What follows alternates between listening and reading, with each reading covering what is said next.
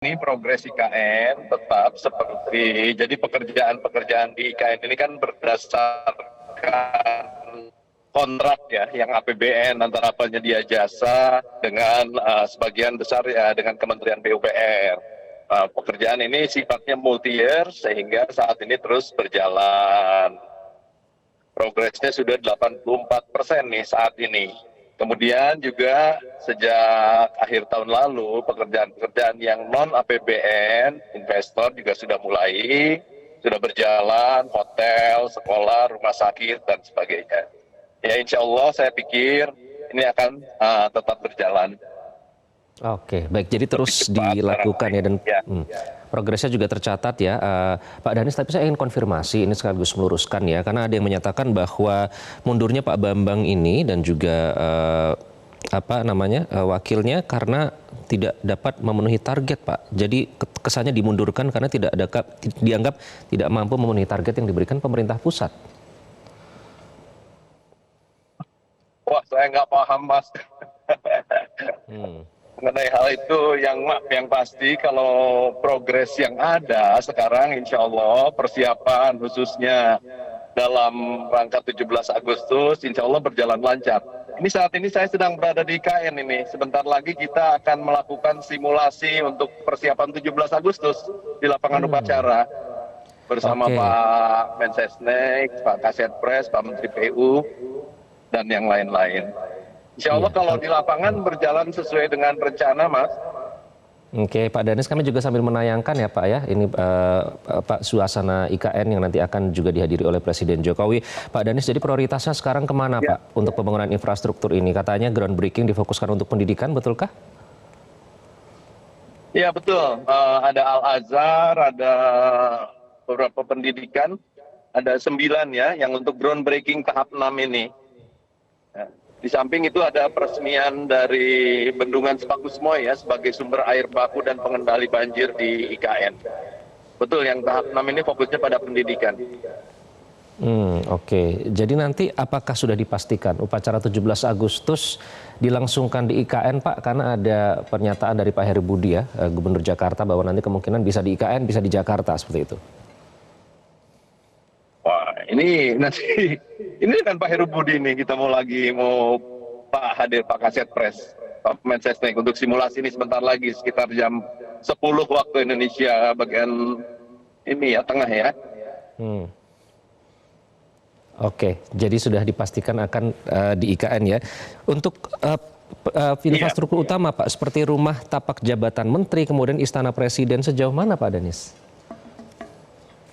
Rumah tapak jabatan menteri itu progresnya sudah hampir 90%. Nanti malam rencananya kalau tidak ada halangan, Bapak Presiden dan rombongan itu akan menginap di situ, di rumah tapak jabatan menteri. Sudah kami siapkan, ada 4 rumah yang siap untuk ditempati oleh beliau. Oke, jadi bukan camping lagi. Dan kemudian kalau kawasan istana presiden, itu kita ini sekarang menuju ke sana, lapangan upacara sudah siap, sudah 90% lebih, istananya sedang dalam pekerjaan mechanical, electrical, dan kemudian interior, itu progresnya sudah 80%. Yang kantor presiden sudah hampir 90%, 89,7% itu. Jadi persiapan, ya, kalau ditanya tadi itu Pak Iqbal. Iya, Pak Danis, Pak Bas tadi katanya masih menyempurnakan instalasi air bersih di sana. Bagaimana Pak sejauh ini progresnya? Iya, jadi begini kan kita air bersihnya, insya Allah nih kita akan sedang mempersiapkan pemasangan pompa dan sebagainya. Pada minggu kedua Juli itu sudah masuk ke kafling air bersihnya. Progresnya baik. Progresnya baik ya, jadi masih terus dijalankan. Air bersih karena kan pipanya semua sudah terpasang, reservoir. Nah, bagaimana kita mendorong air tersebut dengan pompa sepanjang kurang lebih 16 km ke kawasan istana, kawasan perumahan, dan juga kawasan perkantoran. Insya Allah itu Juli, sekitar pertengahan Juli bisa airnya sudah masuk ke rumah-rumah dan kantor-kantor serta istana. Ya. Oke, baik. Sebelum saya lanjutkan, saya ingin sapa sebentar, ada juga Direktur Eksekutif KOR Indonesia, Muhammad Faisal. Mas Faisal, selamat pagi. Selamat pagi, Mas. Oke, Mas Faisal, tadi kita sudah dengar ya Pak Danis menyatakan bahwa semua tidak ada masalah, progres sudah berlangsung. Nah, menurut Anda, dengan mundurnya 2 pejabat tinggi otorita IKN ini akan berpengaruh tidak terhadap proses pembangunan yang sedang dilanjutkan di IKN? Ya, dengan mundurnya 2 pimpinan utama badan otorita, ini sebetulnya yang berpengaruh adalah progres ke depan, gitu ya. Kalau yang sudah dibangun saat ini, saya yakin karena sudah dianggarkan sudah dari sejak tahun lalu, ya bahkan beberapa tahun sebelumnya juga sudah direncanakan. Nah, sehingga yang sudah dianggarkan, yang uangnya sudah ada, itu kan pasti sudah diimplementasikan, eksekusi. Nah, tapi yang kemudian menjadi tanda tanya karena apa? Karena ada kemunduran 2 pucuk pimpinan daripada badan otorita adalah bagaimana selanjutnya, ya, di sejak tahun 2025 ke depan, begitu ya. Karena kita tahu bahwa di tahap awal mau tidak mau yang menjadi kunci utama dalam hal pembangunan IKN adalah dari APBN, ya, karena masih membangun atau memperkuat dari infrastruktur dasarnya dulu, ya, sehingga investor untuk masuk melihat daripada progres, kecepatan, ya, dan juga keberlanjutan, ya, daripada pembangunan infrastruktur dasar dulu, gitu ya. Kalau infrastruktur dasar sudah terbangun, ya, paling tidak untuk kawasan inti, lalu juga dalam hal prioritas pembangunan ke depan itu juga masih terus berjalan. Nah, ini masih bisa semestinya investor melihat bahwa ada keberlanjutan dalam pembangunan IKN, termasuk dalam hal pembiayaan untuk infrastruktur dasar. Gitu. Tapi kalau ini tergantung bagaimana sebetulnya arah kebijakan ke depan. Ya, tapi kalau seandainya ada perubahan dari sisi kebijakan, ya baik itu dalam hal prioritas, ya, peletakan prioritas maupun dalam hal alokasi anggaran, nah ini yang berpotensi memang akan mempengaruhi minat investor, ya, untuk membangun atau ikut berpartisipasi dalam pembangunan IKN. Gitu. Baik, akan mempengaruhi kepada investor. Nanti kita akan konfirmasi lagi ke Pak Danis. Pak Danis mohon tetap bersama kami. Nanti kami harus jeda sebentar, Pak Danis dan Mas Faisal. Kami akan kembali sesaat lagi. Tetaplah di Selamat Pagi Indonesia. Dan pemirsa, Menteri Sekretaris Negara Pratikno mengaku tidak tahu apa alasan mantan Kepala dan Wakil Otorita IKN Bambang Susantono serta Doni Rahayu untuk mundur.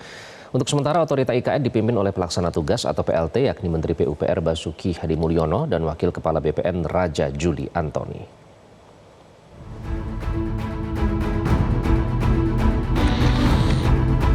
2 bulan jelang penyelenggaraan upacara peringatan HUT ke-79 RI di Ibu Kota Nusantara atau IKN, Kepala Otorita IKN Bambang Susantono memutuskan mundur dari jabatannya. Bukan hanya Bambang, Wakil Kepala Otorita IKN Doni Rahajo juga mengundurkan diri dari jabatannya. Menteri Sekretaris Negara Pratikno mengaku tak mengetahui alasan mereka mundur. Namun menurut Pratikno, Bambang dan Doni memang sudah lama meminta mundur dari Otorita IKN. Ya, kalau namanya mundur di surat nggak disebutkan, jadi tentu saja ya kami nggak tahu juga. Pak, berarti untuk 17-an Pak nggak ada hubungannya dengan ini Pak? Oh enggak. 17-an sudah kita rancang, jadi kira-kira nanti ya karena kita kan sebelumnya pindah, jadi ada 17-an acara di sana, ada juga yang pas upacara ada acara di sini juga. Itu kira-kira sementara. Untuk mengisi posisi Kepala dan Wakil Otorita IKN, Presiden Joko Widodo untuk sementara menunjuk Menteri PUPR Basuki Hadimulyono dan Wakil Kepala BPN Raja Juli Antoni sebagai PLT. Basuki atau yang akrab disapa Pak Bas ini menjamin investor tidak akan lari dari IKN meski ada pergantian pengurus. Ini permasalahannya adalah di tanah dan investasi. Jadi kenapa beliau dinilai sebagai wakil kepala UKN? Karena ini menyangkut status tanah. Jadi kami berdua akan segera memutuskan status tanah di UKN ini apakah dijual, disewa, ataukah KPPU. Ya, kami ingin mempercepat itu sehingga para investor tidak ragu-ragu lagi untuk melakukan investasinya. Yang kedua, karena status tanahnya akan lebih jelas, mereka akan juga lebih jelas status hukumnya sebagai investor di IKN. Bambang Susantono dan Doni Rahajo dilantik sebagai Kepala dan Wakil Kepala Otorita IKN pada 10 Maret 2022 di Istana Negara. Saat ditunjuk oleh Presiden Joko Widodo, Bambang merupakan Vice President Knowledge Management and Sustainable Development ASEAN Development Bank, sedangkan Doni merupakan Managing Director President Office dari perusahaan pengembang Sinar Masland. Tim Liputan, Metro TV. Jelajahi cara baru mendapatkan informasi. Download Metro TV Extend sekarang.